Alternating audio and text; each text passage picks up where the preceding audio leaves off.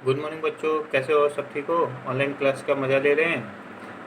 Online classes की जो भी दिक्कतें हैं कि आवाज़ नहीं आ रहा, कि वीडियो नहीं आ रहा, उसकी समस्या का समाधान करने के लिए सेंटेंस की वेबसाइट पे आपका ई वीडियो भी दिए गए हैं, ताकि आप अपने हर टॉपिक को क्लास बाई क्लास सब्जेक्ट के अनुसार वहाँ से भी ग्रहण कर सकते हैं और जो भी समस्या है अपने सब्जेक्ट टीचर से पूछ सकते हैं। ठीक है, तो आज लेके हैं चैप्टर 10, क्लास 10 के लिए चैप्टर 1, यूरोप में राष्ट्रवाद। तो इस कहानी को स्टार्ट करते हैं कि यूरोप में राष्ट्रवाद कैसे हुआ।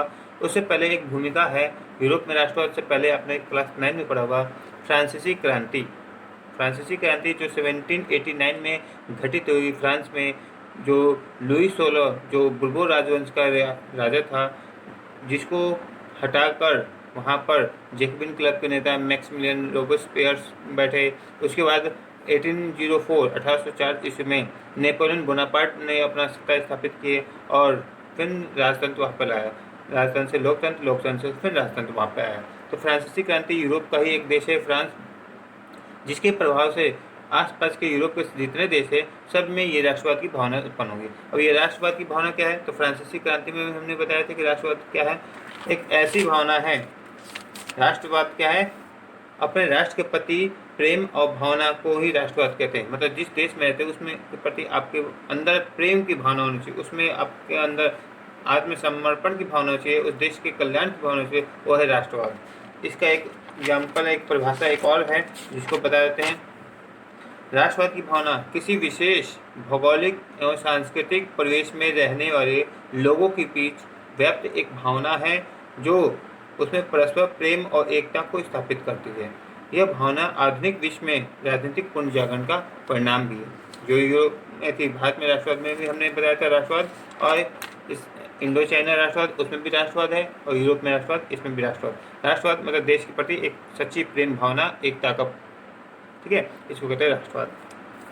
अब इस लेसन को स्टार्ट करने से पहले ये बैकग्राउंड समझ लेते हैं कि फ्रांस में क्रांति हो चुकी थी, तो फ्रांस में राजतंत्र हटा के लोकतंत्र लाया गया। तो लोकतंत्र सबको अच्छा लगा, तो वो अगल बगल जो व्यापार करने के लिए आते थे व्यापारी, तो वो अपने देश की बड़ाई करते थे, फ्रांस की बड़ाई। है हमारे और तो राजतंत्र हटा के लोकतंत्र आ गया, कितना अच्छा है।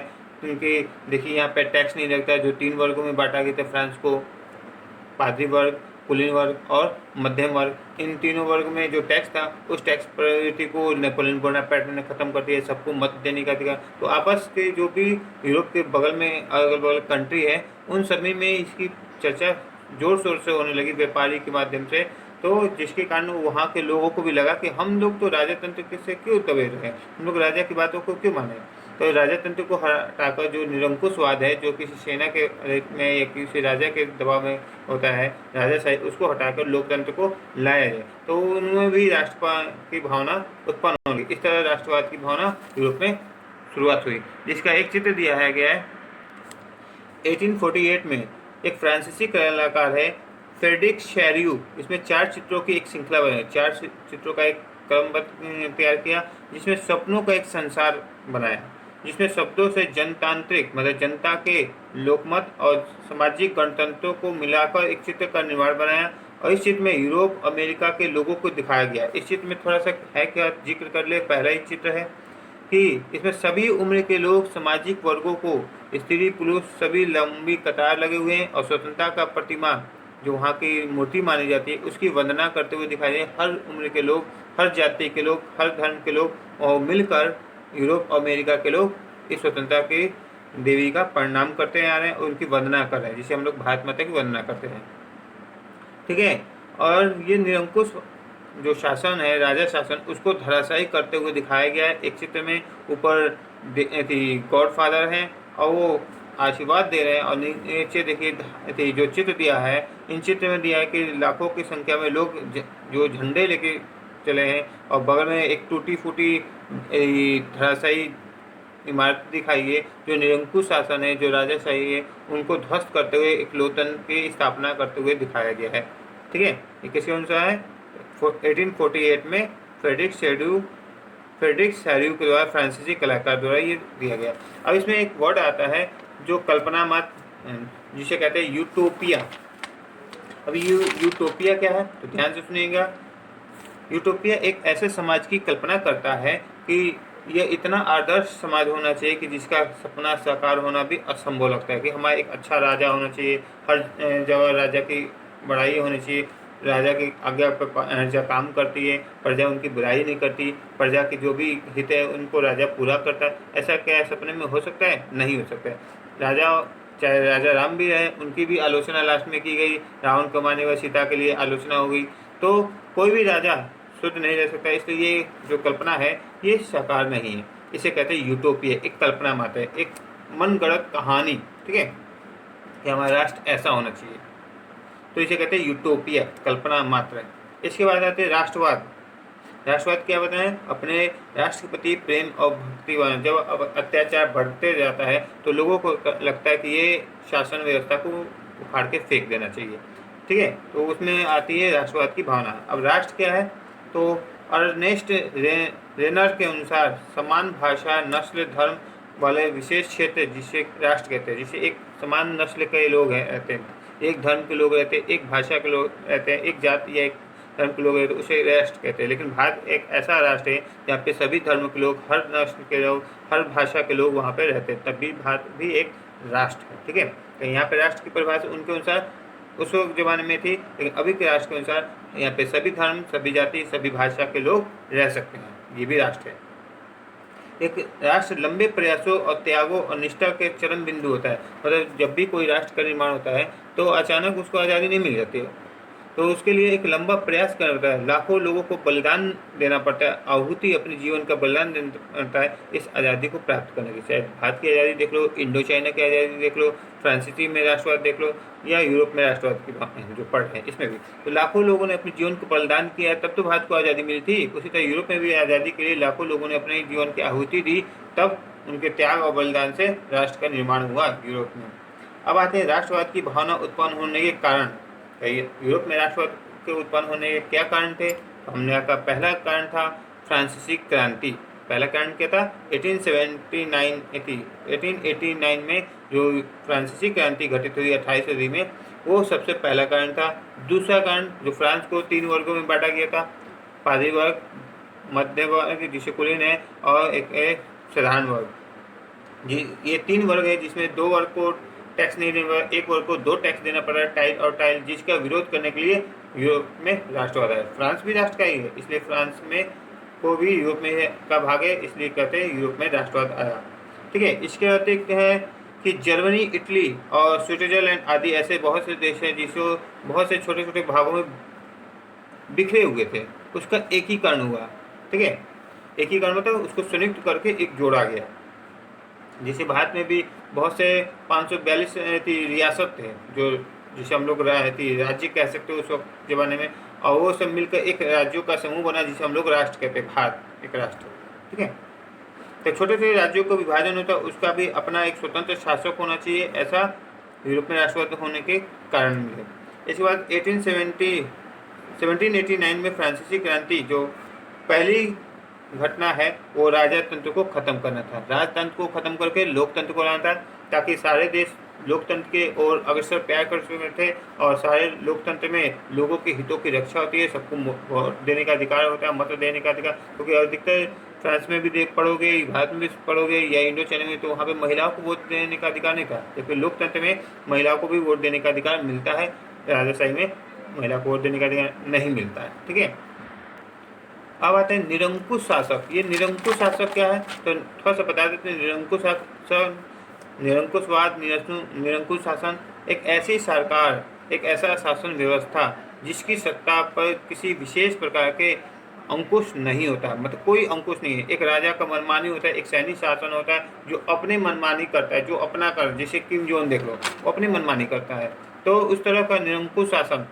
ठीक है, हिटलर का देखो अपने आप की मनमानी करता था, तो निरंकुश शासन हो। ठीक है, तो निरंकुश शासन को खत्म करना था यूरोप में। दूसरा है उदारवाद। उदारवाद क्या है? यानी लिबरलाइजेशन। ये शब्द मिला है लातिन भाषा, जो लातिन भाषा के शब्द लेबर से बना है, जिसका अर्थ होता है स्वतंत्रता, लिबर, स्वतंत्रता। मध्य वर्ग के लिए, जो मध्य वर्ग था, इनकी व्यक्ति की आज़ादी के लिए, कानून के समक्ष सबको समानता मिले, इस के लिए इसके लिए लाया गया था उदारवाद। मतलब ये 2-3 कैटेगरी में जो बांटे गए थे वो ख़त्म करके सबके लिए समानता लाया जाए, यहाँ पे भेदभाव को ख़त्म किया जाए। अगर एक से भेदभाव होता है दूसरे का नहीं होता तो दूसरे को लगता है कि ये भेदभाव को जल्द से जल्द ख़त्म कर दिया जाए और कानून के समक्ष में सबको बराबर का हक मिले। ठीक है, तो ये उदारवाद। इसके बाद रूढ़िवाद क्या होता है? एक ऐसे राजनीतिक दर्शन जो परंपरा और स्थापित संस्थाओं, प्राणों और परंपराओं के रिवाजों के खिलाफ में बल देता है। इनके लिए उन्होंने नेपोलियन के समय जितने बदलाव हुए उन सबको खत्म कर दिया। नेपोलियन बोनापार्ट जो 1840 में खुद को फ्रांस का सम्राट घोषित किया गया तो उसने बहुत से बदलाव किए थे। ठीक है, जिसे मत देने का अधिकार किया था, बहुत से कर को ख़त्म किया था, जो हम पढ़ेंगे नेपोलियन बोनापार्ट का नागरिक संहिता। ठीक है, तो उसमें बताएंगे। तो उसके सारे बदलाव को ख़त्म करने के लिए लाया गया था रूढ़िवाद। ठीक है, उनके बदलाव को ख़त्म करने के लिए। और इसी बदलाव के बाद एक समझौता हुआ जिस समझौते को कहते हैं वियना समझौता। इस समझौते के तहत उसके जितने भी कार्य थे नेपोलियन बोनापार्ट उसको बदल दिया गया। अब आते हैं साम्राज्यवाद।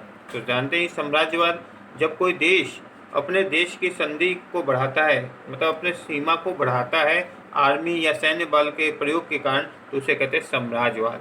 जो भारत था पहले जम्बूद्वीप का था, बहुत बड़ा साम्राज्य था, अब धीरे धीरे संकुचित हो गया। ठीक है, इसके बाद नारीवाद। नारीवाद नाम से मालूम चले कि नारी के लिए है, तो स्त्री पुरुष सामाजिक, आर्थिक और राजनीतिक समानता के सोच के आधार पर महिलाओं के अधिकारों के हितों के बोध कराता है नारीवाद।